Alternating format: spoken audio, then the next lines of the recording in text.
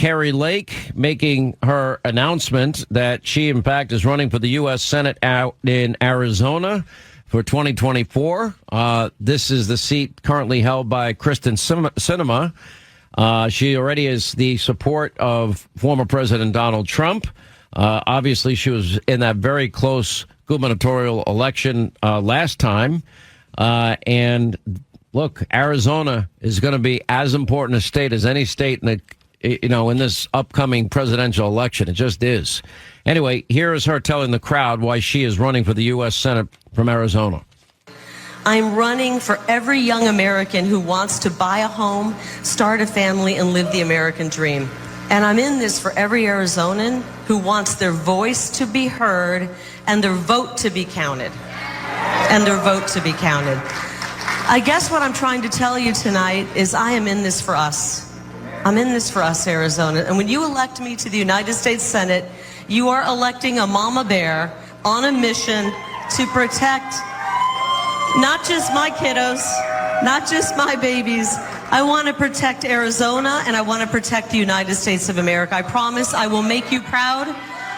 God bless each and every one of you. And God bless State 48. I love you guys. I love you. All right, Kari Lake joins us now. I don't know why anyone wants to get in your field of endeavor. Why anyone would want to be a politician. I admire it. I know you come from a sincere place, but it is a brutal business, the business of politics. I'll tell you that. Oh boy, it really is a swamp, and it is slimy, and it's corrupt, and I'm in it because we need people who aren't corrupt in it. How do we turn this thing around if we have Joe Biden's out there who will take a payout to sell us out? And frankly, my husband and we went through a grueling campaign. We ran an incredible campaign for governor, very positive with great Arizona First policies, and we decided to stay in it because right now we have a chance to pick up a U.S. Senate seat and take it away from a radical leftist who votes in lockstep with Joe Biden almost 100% of the time. I want to ask you specifically about Kristen Sinema, because the impression she's tried to create by kind of distancing herself from the Democratic Party is that she's an independent. Is she an independent? Well, I call her Kristen the Chameleon because right before the elections, she comes back here and tries to act like she has not been voting in a radical manner when she has been. She votes with Joe Biden 95% of the time. She votes with the Biden agenda more often than Bernie Sanders. And now she's going to come to Arizona and try to trick voters into thinking she's moderate when she's not. She voted 3 times to deny funding to build the wall. We know the wall works because where President Trump put it up, we saw border crossings go down. She stood right next to... By the way, isn't she kind of making an election season conversion on the issue of border walls now? Well, I think a lot of the Democrats are because they're in a panic. They're realizing, Sean, that in places like New York and Chicago and a lot of these blue cities, even the Democrats who are in those cities are saying, wait a minute, we can't handle hundreds of thousands of illegals coming in and moving into hotels, and we're footing the bill. Meanwhile, we can't afford our own groceries and gas. And they were behind, by the way, Obama and Biden when they were supporting Iran and freeing up billions of dollars for Iran to fund terrorism around the world. And guess what? With this wide open border that they are responsible for, because it was secure, it had never been more secure than under President Trump. Biden, Gallego, and Sinema are responsible for it, and we have a chance of having the same kind of thing happen here because of that. We've got terrorists coming across the border, fighting-age men, military-age men coming across the border. It's an invasion, and they are responsible for it. I want to advance the narrative on the issue of elections in this way, and I want to see if you're in agreement with me. And I had Glenn Youngkin actually is doing this in the Commonwealth of Virginia, and he's really kind of put his head out there on a chopping block in the hopes that of the 2 houses, delegates and Commons and the Senate and Virginia, they have a 3-point margin in one house and a 4-point deficit in the other. And he has gone out there, and what he's saying to Republicans, he's not saying this part. I wish he would add this part. If I had my way, Kari, I would have paper ballots. I'd make Election Day a national holiday. I'd make exceptions that allow mail-in voting for our military, for the sick, the elderly, infirmed. I would eliminate all, quote, legal ballot harvesting. I would include voter ID, signature verification, chain of custody controls, updated voter rolls, and partisan observers in every precinct in the country that actually get to watch the vote and the vote counting up close and personal throughout the day. When the polls close, you watch the vote counting closely at night. That's what I would have. But that's not the system we currently have. You know, I wish we didn't have votes.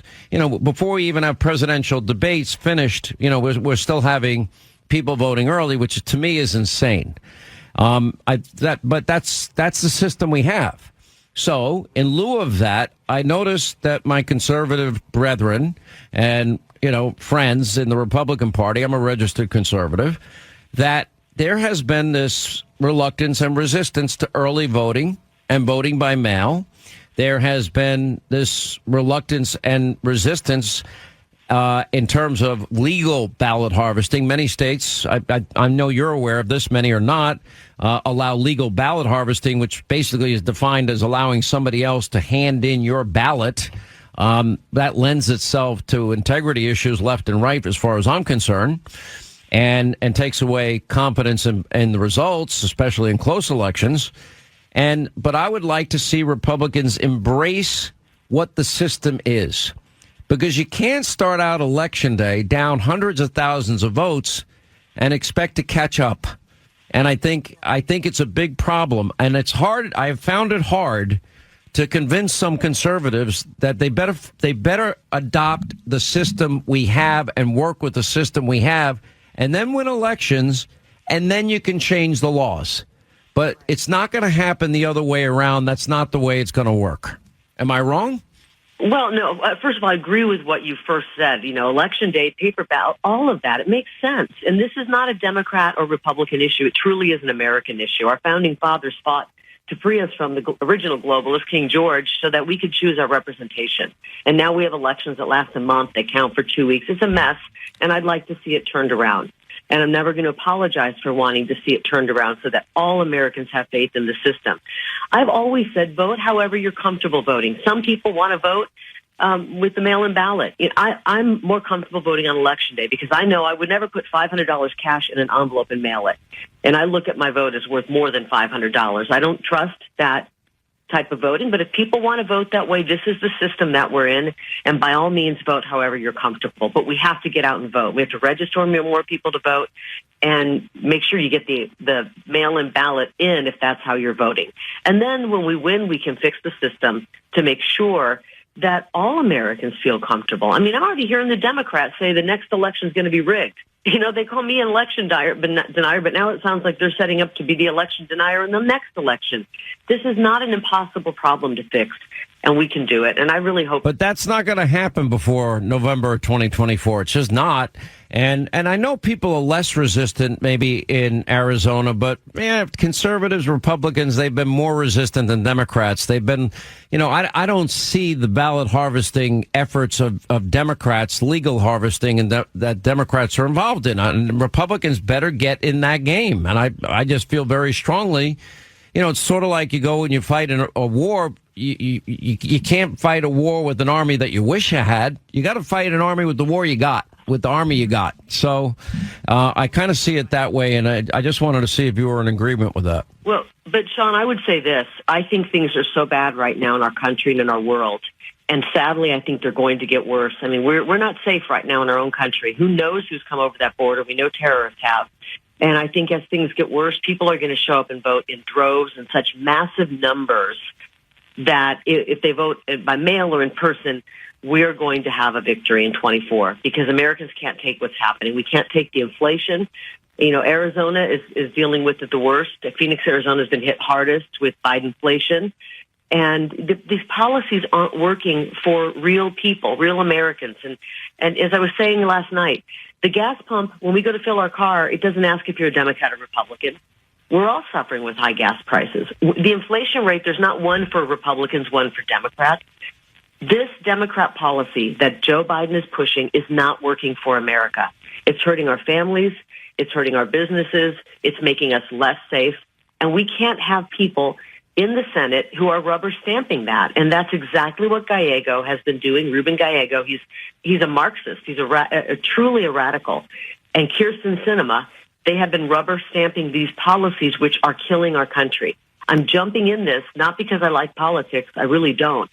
But I love my country. And I think if we don't get someone in there who's doing this for the right reason, who's going to be an America First senator to help President Trump with his great agenda, then I don't know how much longer we have left on the clock for this country.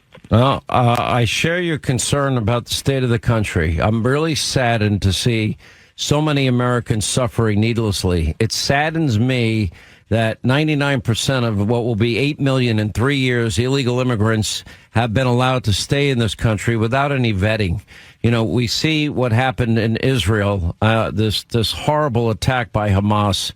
And I got to tell you something. I can assure you that of the 8 million illegal immigrants that Joe is just aiding and abetting and allowing in our country, some of them don't have our best intentions at heart. And they're probably plotting, planning, and scheming as we speak. I would say I'm at 100% certainty that's occurred. I pray that I'm wrong. I don't think that I am. And then you look at law and order and the breakdown of law and order in cities and towns across the country. Then you look at the economic turmoil and the price of energy. All of this is unnecessary if we just had a leader that actually knew that today was Wednesday. That would be a good start. But anyway, Kari, it's great to have you back on the program. We're going to follow your race very closely. We're obviously wishing you all the best in this. Thanks. And as issues warrant, we appreciate you always giving us time. Thank you. Yeah, thank you. Let me just say one quick thing. It's a quick fix. We just quickly go back to President Trump's border plan. That works. We go back to his energy plan. We see inflation come down. We see a secure border, and our country gets stronger. Go to KariLake.com and sign up for my emails. Make a donation. I'm up against people who have already got tens of millions of dollars, and I'm going to be funded by the people. All right, Kari Lake, thanks so much. We'll be following this closely.